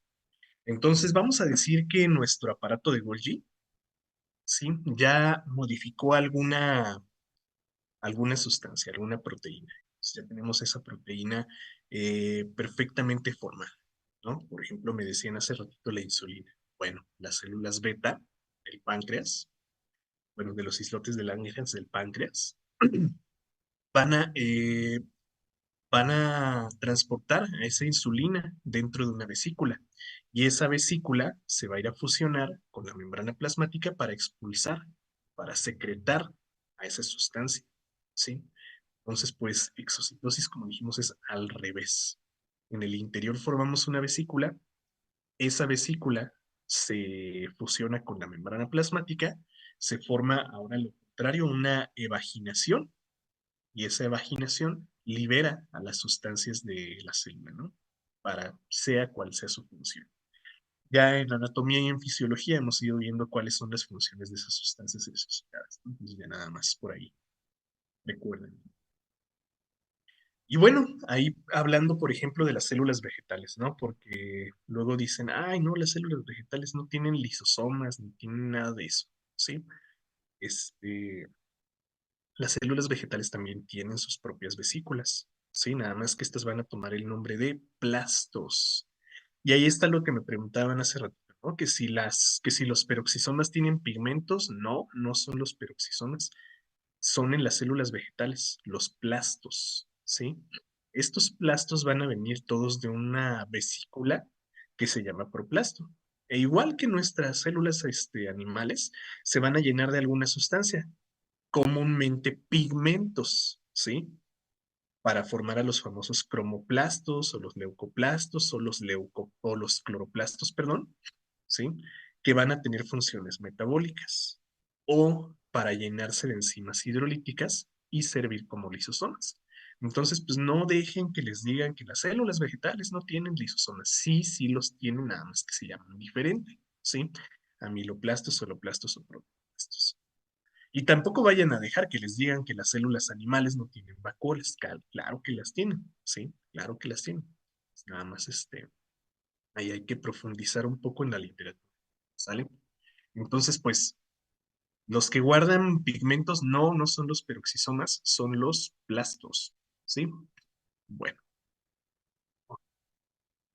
a ver, otro órgano importantísimo, la mitocondria. Y aquí les quiero hablar de una teoría de la evolución, que es la teoría endosimbiótica, ¿sí? Porque vamos a ver, ya vimos por ahí microbiología, ¿no? Ya vimos bacteriología. Entonces, perdón, entonces vimos que una célula procariota es una célula bien simple. Acuérdense, acuérdense de sus clases de microbiología, ¿sí? A ver, voy a borrar también esto. Luego ya saben qué onda con, creo que no sé. Acuérdense de sus clases de microbiología y ahorita platicamos de eso de la teoría endosimbiótica. Aquí quiero hacer un diagrama para explicarles parte por parte de la mitocondria porque la vamos a ver con mucho detalle si algún día nos toca por ahí revisar otra vez metabolismo, ¿no? Entonces, si deciden que sí revisemos metabolismo, atentos a esto que voy a explicar. La mitocondria tiene una estructura muy característica de ella, ¿sí? Muy específica, muy particular. Y se compara con una célula procariota porque podríamos decir que la mitocondria básicamente es una célula dentro de nuestras propias células, exactamente como me lo dicen por acá, ¿sí? En el chat. Entonces vamos a ver por aquí. Y estoy dibujando pues, precisamente la estructura más característica de una. Aquí es como si tuviéramos un corte transversal, ¿no?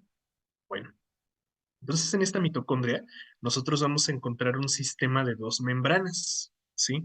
Una membrana interna y una membrana externa. Eso es lo que les digo que se asemeja mucho a una bacteria, ¿sí? Entonces la mitocondria tiene su membrana externa y tiene su membrana interna.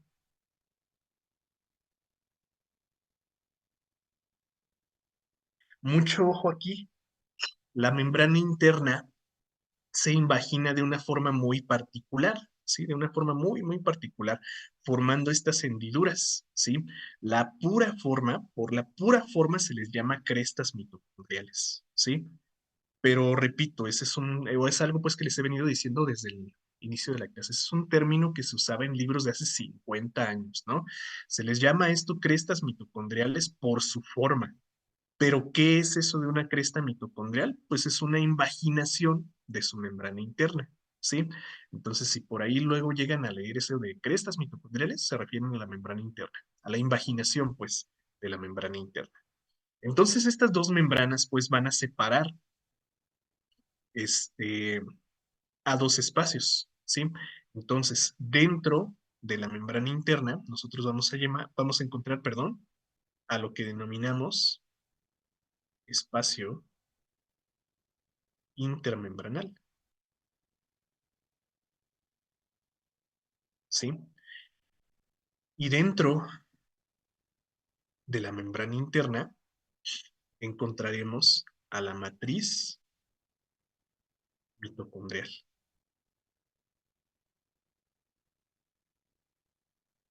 Bueno, y esta matriz mitocondrial es lo que la hace interesante, ¿sí? Porque en la matriz mitocondrial nosotros vamos a encontrar pues un medio acuoso, ¿sí? Un medio acuoso que nosotros podríamos comparar, por ejemplo, con nuestro citosol, ¿sí? Entonces, esta matriz mitocondrial podría ser lo que en nuestras células es el citosol. Entonces vean a la matriz mitocondrial como el citosol de nuestras células, ¿sí? O sea que, ¿qué es?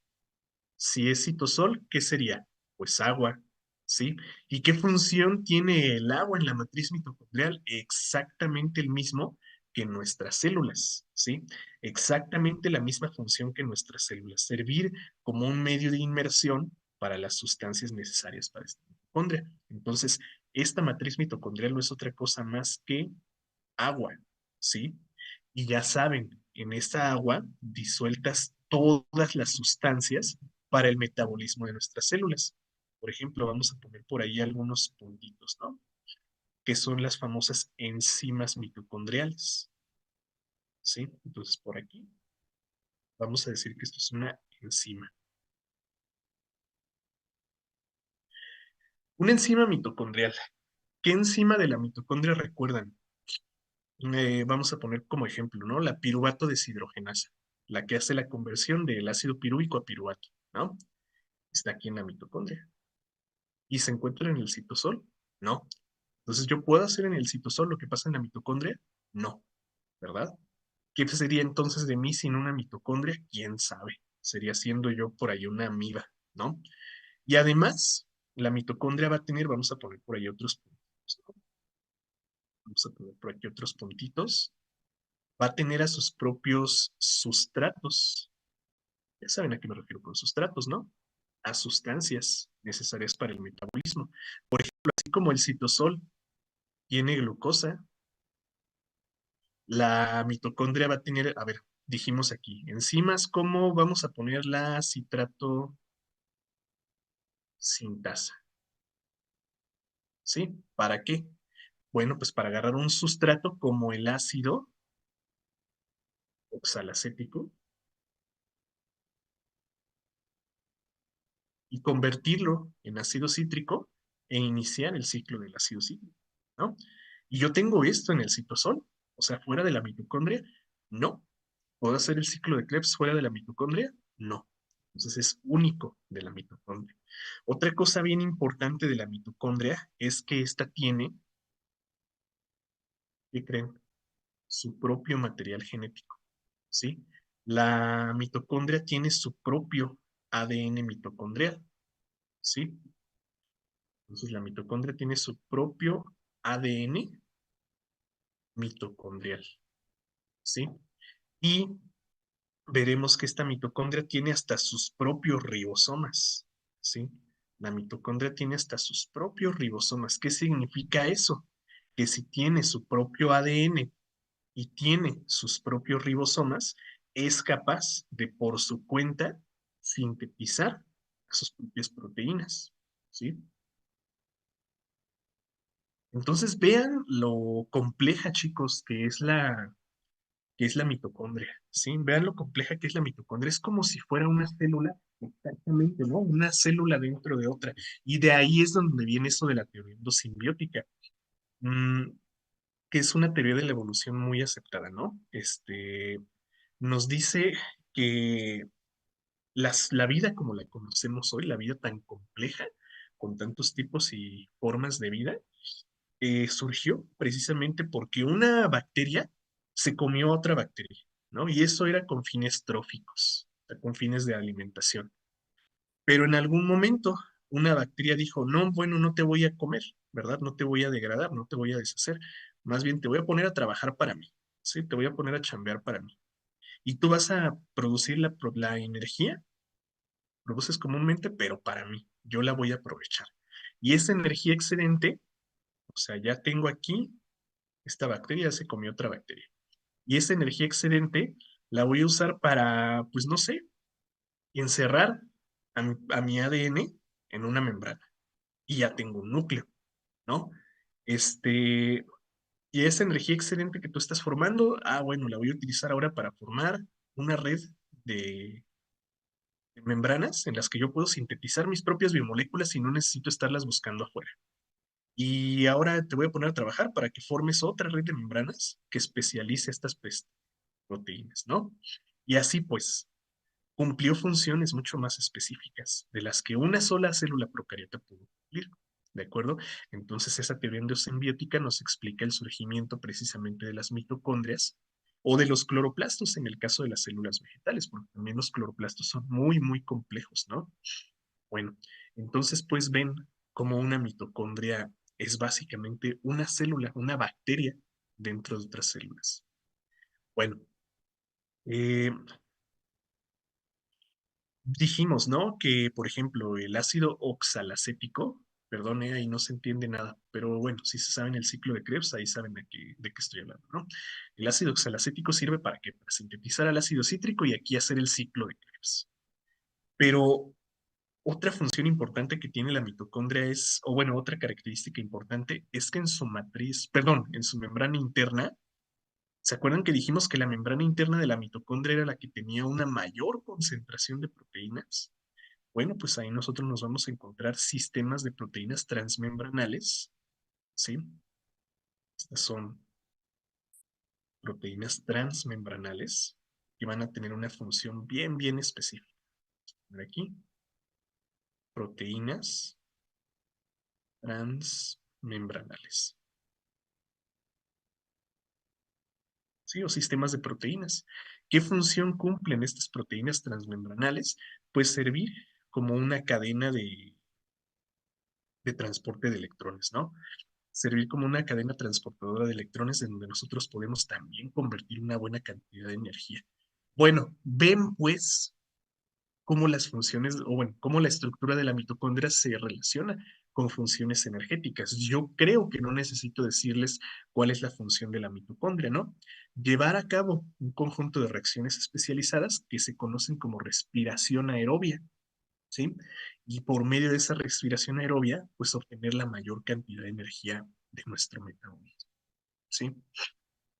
Ay, perdón. A ver, espérame un poquito.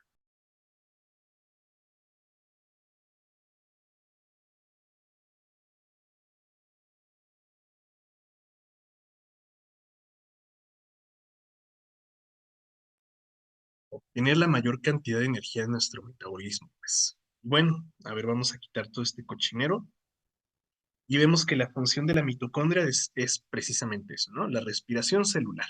¿Para qué? Para producir energía. ¿De acuerdo? Entonces, les repito, chicos, tengan muy en cuenta este diagrama que acabamos de hacer aquí, porque si en algún momento nos toca repasar metabolismo, si en algún momento nos toca ver otra vez la glucólisis y el ciclo de Krebs, les voy a mencionar mucho esto, ¿sí? Entonces, pues, ténganlo por ahí muy en cuenta, ¿sale? Y bueno, pues por acá en la diapositiva siguiente tenemos precisamente estos sistemas de membranas, ¿no? El sistema 1, sistema 2, sistema 3 y a la ATP sintasa que en conjunto, ¿qué hacen? Transportan protones y con ese flujo de protones producen ATP, ¿sí? Entonces, bueno, pues ahí lo tenemos. Y ya para terminar, chicos, con esta clase vamos a ver al último componente, ¿no? Que son los centriolos. Los centriolos están formados por 27 microtúbulos. Ya sabemos que son los microtúbulos, ¿verdad? Entonces, fíjense, 27 microtúbulos, ¿eh? Entonces, cada uno de estas subunidades de nuestros centriolos, perdón, está formada por 3 microtúbulos. Entonces, hay 9 de estas, ¿sí? 9 subunidades. Y entre esas 9 forman los 27 microtúbulos. Son componentes cilíndricos formados por 9 subunidades, las cuales a su vez están formadas por 3 microtúbulos, o sea, tenemos 27, ¿sí? Y su función, mucho ojo con esto, porque no quiero que lo reduzcan a la función que todos recitan así como si fuera el Padre Nuestro. ¿Qué hacen los centriolos? Ah, ya hacen el uso mitótico. No, o sea, sí pues, pero no nada más eso, ¿sí? Su función es formar estructuras dependientes de microtúbulos. ¿Qué estructuras? Pues todas las que ya hemos venido platicando durante esta clase, ¿no? El propio citoesqueleto de la célula, proyecciones de membrana como los pseudópodos, flagelos en el caso de los espermatozoides, si se trata de un protozoario, los cilios, sí el uso cromático durante la división celular, anillos de proteínas, especializaciones de membrana, no sé, un montón de funciones. Entonces, no reduzcan la función de los centriolos a que solamente participan durante la división celular, porque les digo, se lo saben mejor que el Padre Nuestro, ¿no? Y es lo único que saben de los embriolos. No lo reduzcan nada más a eso, chicos. Su función es formar estructuras por medio de los microtúbulos de los que están hechos, porque se acuerdan, ¿no? Estaban hechos de microtúbulos. Y estos microtúbulos se condensan alrededor de ciertas estructuras, ¿sí? De estos cilindros. Y esos microtúbulos se van a proyectar en todas direcciones para formar, ya dijimos, ¿no? Para formar, no sé, vamos a poner, por ejemplo, eh, piensen en el epitelio de revestimiento de la tráquea, ¿no? Ya ven que la tráquea consiste de un epitelio cilíndrico, ¿sí? ¿Y qué función tiene la tráquea desde el punto de vista defensivo, desde el punto de vista inmunológico? Pues regresar a todo lo que llegó hasta la tráquea, ¿no? Hasta la faringe y expulsarlo. Entonces, ¿cómo lo hacen? Pues por medio de unas estructuras que se llaman cilios, ¿verdad? ¿Y quién creen que forma esos cilios? Pues los microtúbulos. Bueno, los centriolos, pues, por medio de esos microtúbulos, ¿no? O decíamos que vamos a cambiarle ya de célula, ¿no? Por ejemplo, un neutrófilo por ahí. Sale al tejido conjuntivo y toma una forma así como de una amiba, ¿sí? ¿Y qué forma estos pseudópodos? ¿Qué forma estas proyecciones de membrana? Los centriolos, los microtúbulos, ¿sí? Hablábamos también del espermatozoide, ¿no? Un espermatozoide tiene por ahí la función de, bueno, la capacidad de una locomoción. ¿Quién hace que este flagelo se mueva? Los centriolos, por medio de esos microtúbulos, ¿sí? Y así podríamos seguir, pues, con un montón de funciones. Entonces, les repito, ¿qué son los centriolos? El centro organizador de microtúbulos. ¿Qué función tienen? Formar estructuras por medio de esos microtúbulos, ¿sí? Entonces, pues no, repito, pues para ya terminar esta clase, no lo reduzcan nada más a que, son los que forman luz cromático y ya, hasta ahí. Forman mucho más, ¿sale? A ver, me preguntan por acá, ¿los centriolos son lo mismo que los centrosomas? Pues no que sean lo mismo, sino que el centrosoma es la posición, ¿no? Por ejemplo, yo tengo una célula y tengo a su núcleo y aquí en el centro se encuentran los centriolos. De ahí su nombre, ¿no? Entonces, más bien eso de centrosoma es la localización del centriolo, ¿sí? Bueno, el microtúbulo es la base, como el latrillo, y el centriolo es la estructura. Ajá, algo así. Bueno, microtúbulos es lo mismo que microfilamentos. No, no, no. Me van a hacer que me dé algo. Ya mejor vamos a dejarla hasta aquí. No, microtúbulos no son lo mismo que microfilamentos. Y para contestar esa duda, no te la voy a responder yo, te la vas a responder tú. y te vas a ir a leer las diapositivas, fíjate, la 16 y la 28, ¿sí? Ahí está, para que tú solita veas cuál es la diferencia entre uno y otro. ¿Son lo mismo? No. Y bueno, ya me voy antes de que les pegue, ¿sí? Porque luego me van a hacer enojar. Bueno, chicos, vamos a dejarle pues ya hasta aquí por hoy, ¿sí? Vamos a dejarle ya por hoy hasta aquí. Este, vimos cosas muy importantes durante estas 3 clases, ¿eh? Vimos cosas bien, bien importantes el domingo, ayer y hoy. Cosas que vamos a estar aplicando en nuestras clases de histología. Entonces, pues esto es nada más así como como una introducción, ¿sale? Así que la próxima semana vamos